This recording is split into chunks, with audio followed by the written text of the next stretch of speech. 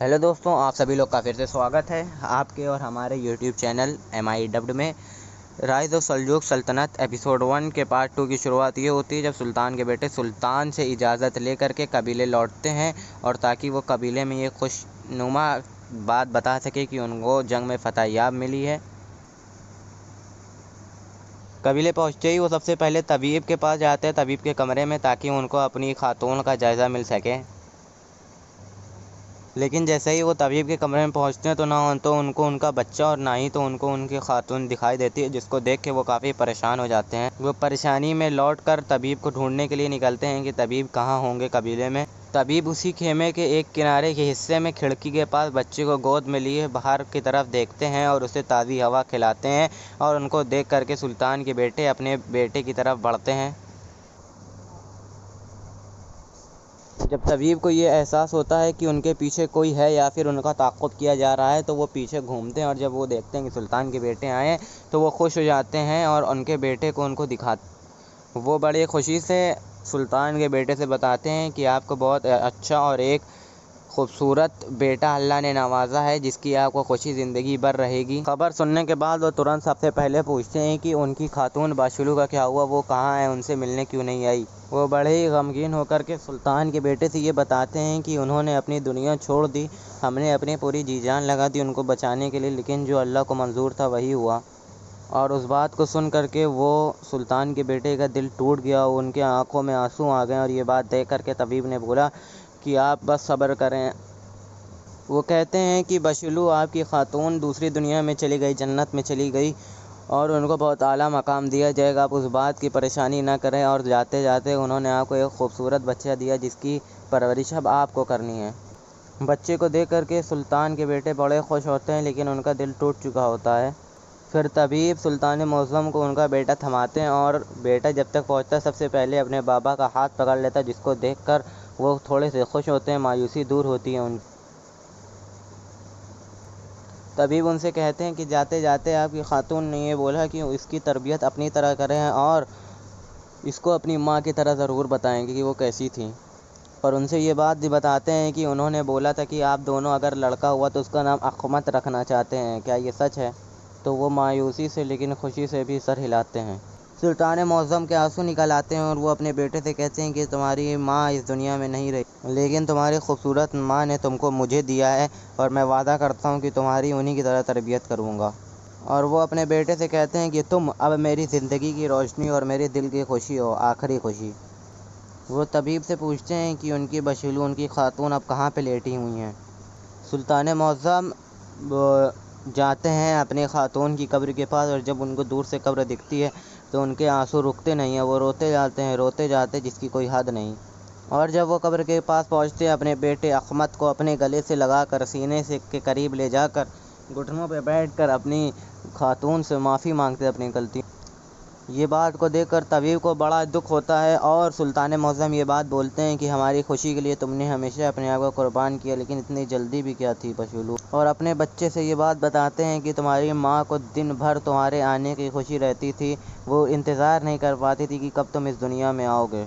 लेकिन वो अल्लाह से कहते हैं कि जब उसके दिल में इतनी खुशी थी तो उसको क्यों ले लिया मेरे रब। पीछे से कबीले की एक और जवान आते हैं जिनको सुल्तान मौज़म बहुत इज़्ज़त करते हैं, और वो उनको समझाने की तैयारी करते हैं।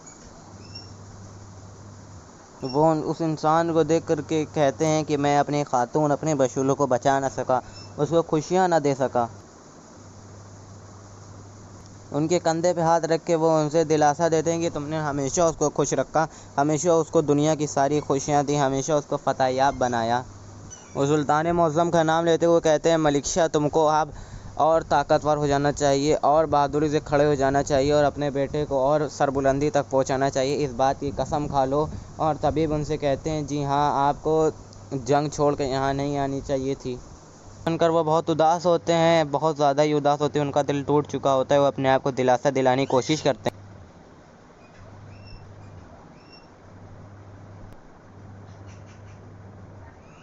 सुल्तान के खेमे में किले के गवर्नर को लाया जाता है, और सुल्तान ये बात बोलते हैं कि तुमको तुम्हारी जान बचाने का एक मौका दिया जाता है, लेकिन तुमने उसको कबूल नहीं किया। ہمارے سلطان سلجوق سلطان اس کو زندہ رکھنا چاہتے تھے اس کی بہادری کی وجہ سے، لیکن وہ اپنی احمقی کی وجہ سے، وہ اتنا بڑا احمق تھا، وہ ان سے زبان لڑاتا رہا، جس کی وجہ سے سلطان کو یہ کام کرنا پڑا۔ لیکن سلطان کا دل ابھی بھی ان کو گوارا نہیں دے رہا تھا۔ سلطان کچھ دیر کے سوچنے کے لیے اس سے سپاہیوں سے کہہ دیتے ہیں کہ اس احمق کو باہر لے کے جاؤ اور مجھے کچھ سمے دو، لیکن یہ سلطان کی غلطی ثابت ہوتی ہے کیونکہ یہ اس کی ایک چال تھی۔ اس نے اپنے بازو میں ایک خنجر لگایا ہوا تھا جس کو نکال کے وہ سلطان کو مار دیتا ہے بڑی چالاکی سے، اور اس خنجر میں زہر لگا تھا، جس خنجر کو لگنے کے بعد سلطان اپنے زمین پر گر جاتے ہیں اور بے ہوش ہو جاتے ہیں۔ سلطان کے سیناپتی ان کو آ کر جکڑ لیتے ہیں اور ان کی طبیعت پوچھتے ہیں اور ترنت طبیب کو بلاتے ہیں۔ سلطان کی طبیعت پل در پل بگڑتی جاتی ہے، وہ اپنی سانس کو لینے میں دقت میں آنے ہوئے دکھتے رہتے ہیں۔ سلطان کو خنجر لگنے کے بعد سلطان کے خیمے میں موجود سپاہی اس غدار کو مارنے لگتے ہیں بہت بری طریقے سے۔ اپنی آخری سانسوں میں بھی سلطان نے اپنی بہادری دکھائی، اپنے وزیر سے کہتے ہیں یہ وقت نہیں ہے کہ تم میرے بارے میں سوچو، تم کو اس دنیا اور ہمارے پرچم کے بارے میں سوچنا چاہیے۔ وہ بولتے ہیں کہ تم ترنت مجھے چھوڑو، اپنا گھوڑا اٹھاؤ، یہاں سے روانہ ہو اور میرے بیٹے ملک شاہ سلطان معظم کو، اس کو سلطان کی گدی بٹھانا، اس کو سلطان بنانا اور میری جیسی تربیت دینے کی کوشش کرنا۔ اور کہتے ہیں کہ چاہے میں زمین پہ گر جاؤں لیکن یہ پرچم کبھی زمین پہ گرنے نہ دینا۔ وزیر سے بولتے ہیں ترنت روانہ ہو جاؤ اور یروشلم کو کبھی اپنے ہاتھ سے نکلنے نہ دینا۔ اور وہ کہتے ہیں کہ مسجد الحرم کو کسی غلط ہاتھوں میں جانے نہ دینا، چاہے تم کو اپنی جان کی قربان بھی کرنا پڑے۔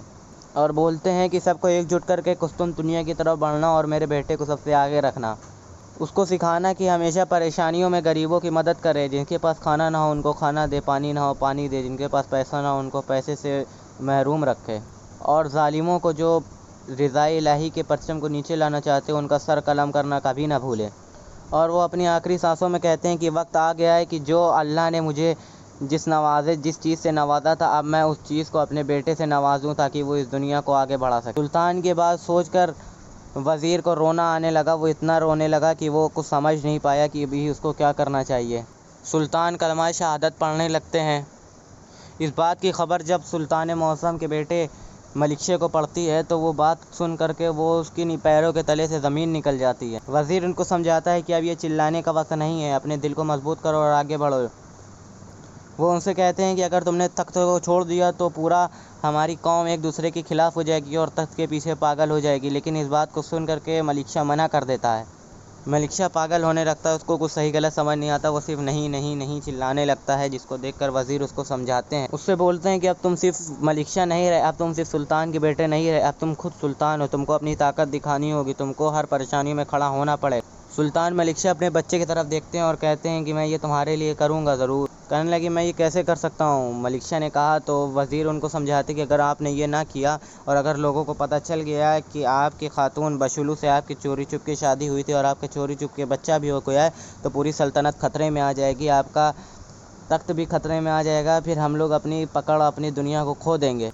اور وزیر ان کو بتاتے ہیں کہ اگر لوگوں کو پتہ چل گیا ہے کہ یہ اس عورت کا بچہ ہے اور آپ کا بچہ ہے تو وہ اس کے بھی خون کے پیاسے ہو جائیں گے، تم کو اس بات کو چھپا کے رکھنی ہوگی۔ اور وہ کہتے ہیں کہ اس بچے کو مجھے دے دو، اس کی ذمہ داری اب میری ہے۔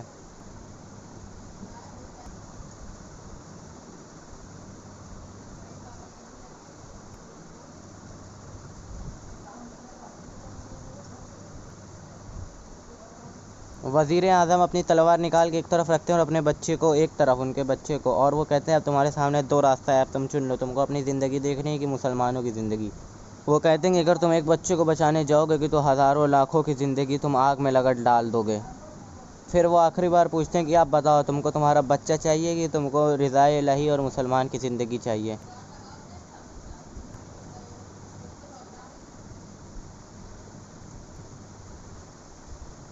سلطان معظم ملک شاہ اپنے بچے کی طرف بڑھتے ہیں تو وزیر ان کی گردن پہ اپنی تلوار لگا دیتے ہیں اور وہ کہتے ہیں کہ تم کو میں ایک بار پھر بتا رہا ہوں، اگر تم نے یہ تلوار کو چھوڑ دی تو یہ اگلی بار میں نہیں ہوں گا بلکہ تمہارے دشمن ہوں گے جو تمہارے بچے کی گردن پہ یہ تلوار لگائیں گے، اور پھر اس کے بعد نہ تو ہمارا سلطنت بچے گی اور نہ تو تمہارا بچہ۔ وہ یاد دلاتے ہیں کہ یاد کرو تمہارے بابا نے تم کو کیا کہا تھا، تم کو کس ذمہ داری سونپی تھی۔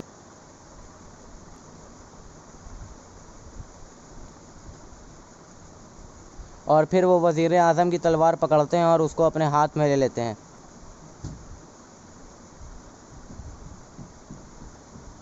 سلطان ملک شاہ کہتے ہیں کہ اب میں نے تلوار لے لی لیکن اب مجھے کیا کرنا چاہیے؟ تو وزیر اعظم کہتے ہیں آپ پریشان نہ ہو، حکومت کی ذمہ داری میری ہے، میں اس کو اپنے پاس رکھوں گا، کوئی اس کا بال بھی باقا نہیں کر پائے گا۔ اور کہتے ہیں پوری دنیا میں ہم تین کے علاوہ کسی کو یہ نہ پتہ چلے گا کہ یہ آپ کا بیٹا ہے، لیکن وہ بولتے ہیں کہ تم کو اب یہ تمہارا بیٹا کبھی دیکھنے کو بھی نہیں ملے گا اور نہ ہی تم اس کے بارے میں پوچھو گے، منظور ہے؟ سلطان تیز سانس بھرتے ہیں اور اپنی تلوار سے اپنے ہاتھ کو کاٹنے لگتے ہیں، ان کے ہاتھ سے خون کی بوندیں بہنے لگتی ہیں۔ وزیر اعظم ان سے بتاتے ہیں کہ اگر آپ نے یہ فیصلہ نہ لیا ہوتا تب آپ اپنے بیٹے کو بھی کھو دیتے اور اپنی سلطنت کو بھی۔ وہ کہتے ہیں کہ آپ کو ایک بات اور بتا دوں، آپ کا بیٹا احمد ہمیشہ ہمارے لیے بہت ضروری رہے گا آنے والے دنوں میں، اور ہم ایک جگہ پہ اس کو ہمیشہ سنبھال کر رکھیں گے۔ اگر ایسا نہ کیا تو ایک دن ایسا آئے گا جس دن ہمارا نام و نشان مٹ جائے گا۔ سلطان تلوار نچا کر زمین میں کھوستے ہیں۔ وہ کہتے ہیں کہ اچھا پھر اگر پوری زندگی اور میرے بچے کی زندگی اور مسلمانوں کی زندگی اگر اس بات پہ ٹکی ہوئی ہے تو چاہے میری زندگی جل کے راکھ بھی ہو جائے لیکن تب بھی میں اپنی زبان کبھی نہ کھولوں گا اس بات کو لے کر کے۔